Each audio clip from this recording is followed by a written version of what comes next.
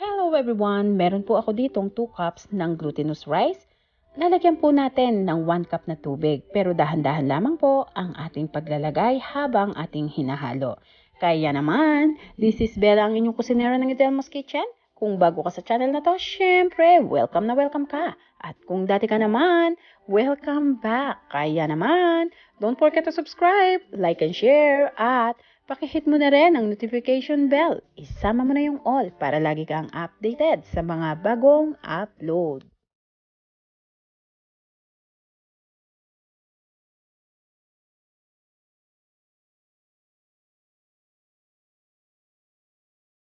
At kapag nailagay na po natin lahat ang tubig, ay atin lang pong haluin. Ang consistency niya po na kailangan natin, medyo wet siya ng konti pero hindi masyadong malambot. Napakasimple lang po nitong ating gagawin. Lalagyan lang po natin ng twist itong ating glutinous rice para meron naman pong kakaiba. Hindi kung ano lang yung alam natin, yun lang ang ating laging lulutuin. Kumbaga, kailangan din natin mag-try ng mga ibang ingredients para mapaiba naman yung ating panlasa.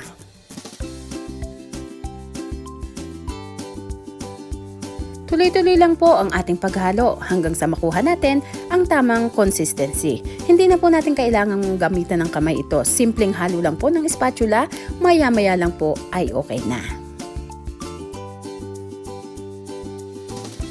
At ngayon naman, lagyan po natin ng dark brown sugar yung assorted nuts na may kasamang raisins na tinadtad ko po ng maliliit.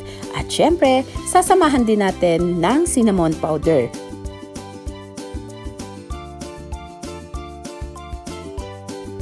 Haluin lang po natin hanggang sa magsama-sama ang mga ingredients para pantay na pantay po ang lasa. At pwede po kayong gumamit dito ng kahit anong klaseng nuts. Pwede kayong gumamit ng almonds at saka peanut, then lagyan lang po ng raisin at syempre yun nga tulad ng sabi ko kanina, tadtarin lang po natin ng maliliit. So ayan, ito po ang isasama natin dito sa ating glutinous rice. Usually po kasi yung cinnamon sa tinapay natin talaga ginagamit. So ngayon maiba naman para magkaroon ng twist, yung ating glutinous rice naman ang lalagyan natin ng cinnamon. So sa amoy pa lang alam naman natin kapag cinnamon ay talaga namang napakasarap na ng lasa. Yung tipong pagkaamoy mo ng cinnamon, magugutom ka na. So ayan, gagawin natin ngayong Filipino version. Lalagyan natin ng cinnamon ang ating glutinous rice. Ngayon naman, okay na po ito. Halong-halo na yung mga ingredients natin. Next step naman po tayo, kailangan malinis ang kamay at gagawin na po natin itong ating glutinous rice. Hati-hatiin lang po natin. Ganitong way po yung paghahati na ginagawa ko para talagang pantay-pantay. Hindi na po natin kailangan ng timbangan. Pero gawa lang din po kayo, depende sa size na gusto nyo. So sa akin po ganito lang, yung kalahati, dinivide ko po sa 4. So yung 1/4 or 1/8 ng isang buo, ay ito po yung size niya. Ayan, ganyan po yung ginawa ko, binili ko sa aking kamay. Then, itong dalawang hinlalaki natin, ipalibot natin, ibaba, tapos para magkaroon ng hole, and then ganyan. Tapos dito po natin ilalagay sa loob nito, itong palaman na ginawa natin kanina. So yan, ganyan lang pong kasimple. Ayan, at maglagay lang po tayo ng saktong-sakto lang. Isang kutsarita or depende sa inyo kung gusto nyo maraming palaman, pero mag-iingat po kayo sa pagkuklose dahil baka mag-open yung ilalim niya, so sasabog po yung ating palaman dito. Ayan, i-close lang po natin ng ganito at ibilog natin na ang kamay natin ay magaan lang. Huwag po madiin para po hindi mabutas itong ating glutinous rice. So, ayan, ganyan lang po kasimple. Ang dali lang pong gawin at ikot-ikot sa kamay para makinis po. Ayan, ganito lang po. Ulit-ulitin lang po natin ang ganitong paraan ng paggawa hanggang sa matapos. So, ito pa po yung isang sample. Bilog, then dalawang hinlalaki or yung thumbs natin. Ayan, ikot-ikutin lang po ng palalim na ganyan. Ayan, ganyan lang kasimple. At ilagay yung ating palaman. So, ayan, ang bango po talaga ng cinnamon. As in, parang gusto ko nang magtimpla ng kape. Saktong-sakto po yung kape sa ganitong.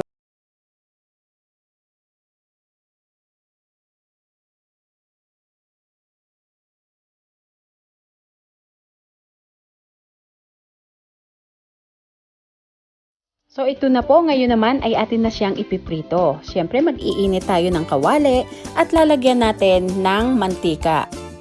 At ang mantika po na nilagay ko dito ay para lang yung buong ilalim ng aking pan ay masakop po ng oil. At kapag mainit na, atin na pong ipritong isa-isa. At atin pong ipaplat ng konti. Sa pagpaplat po natin, gamitin natin itong sianse. Mas maganda po kung babasain natin ng mantika yung sianse bago natin iplat itong ating glutinous para po hindi didikit. So ayan, ganyan lang po, or ayan, ganito yung style ng pagpaplat na ginagawa ko. Pero huwag po masyadong madiin para hindi po siya mag-open.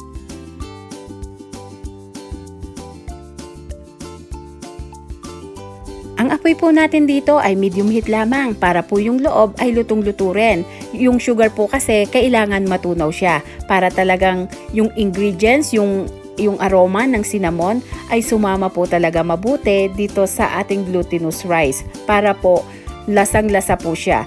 At ang palatandaan naman kapag luto na, medyo light brown na po yung ating glutinous rice. So ayan, ganyan lang po kasimple. Ganyan lang po yung pagluto niyan, and reminder po, huwag pong lalaksan ang apoy kasi once na nagluto po tayo ng glutinous rice at paprito, then masyadong mainit yung mantika, nagpapap po yan, kaya delikado po, baka matalsikan pa kayo. At huwag pong masyadong dikit-dikit kasi once na nakadikit po yan, hindi na po natin matatanggal, masisira na. Kaya lalagyan po natin ng agwat or ating ilalayo-layo gamit itong ating sianse at saka yung kung ano man ang gusto nyong gamitin.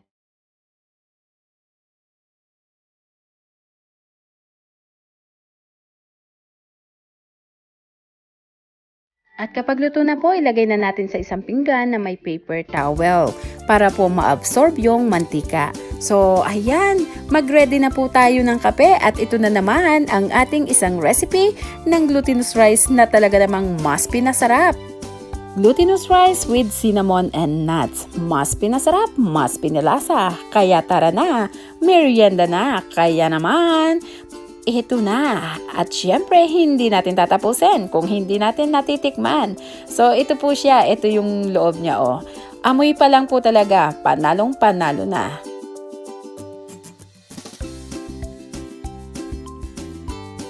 Ang sarap po ng lasa niya. Glutinous rice with cinnamon. Medyo kakaiba, pero mas pinasarap ang lasa. Kaya naman, habang kumakain tayo dito, thank you so much Paus Branded Shop sa pag-sponsor sa Yudelmo's Kitchen nitong ating September Supporters Day. Maraming salamat and don't forget to subscribe, Paus Branded Shop.